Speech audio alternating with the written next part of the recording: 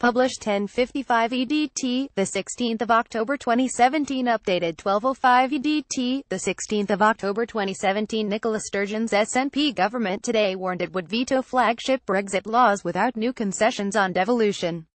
Scottish and Welsh ministers were in London today for talks with Damien Green, Theresa May's deputy, on the so-called repeal bill. The massive piece of legislation copies all EU laws onto the British statute book to ensure all laws work the same the day after Brexit in March 2019 as the day before, but Edinburgh and Cardiff fear a power grab by Westminster politicians reluctant to hand over powers currently used in Brussels to devolved assemblies. SNP Brexit Minister Mike Russell, second left, far side of the table, said Nicola Sturgeon's government was not prepared to agree a legislative consent motion. First Secretary Damien Green left and Brexit Secretary David Davis hosted the devolved governments in London today to brief them on the repeal bill. The Brexit laws will be passed in London, but the Scottish Parliament and Welsh Assembly must agree legislative consent motions. SNP Brexit Minister Mike Russell said today he was not reassured by Mr. Green and Ms. Sturgeon's government continue to oppose the consent motion.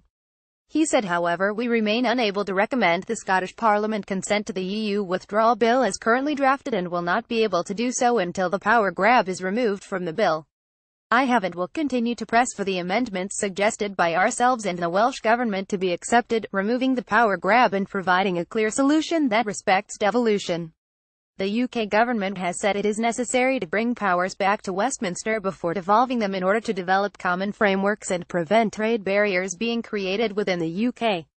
The massive piece of legislation copies all EU laws onto the British statute book to ensure all laws work the same the day after Brexit in March 2019 as the day before. Politicians in Edinburgh and Cardiff fear a power grab by Westminster politicians reluctant to hand over powers currently used in Brussels to devolved assemblies. Mr. Green described the JMC as very constructive and successful, but rejected accusations of a power grab.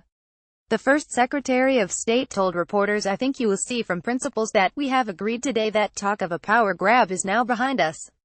We've agreed that obviously there need to be ways in which we preserve the UK single market so we don't damage businesses in Scotland or Wales or Northern Ireland.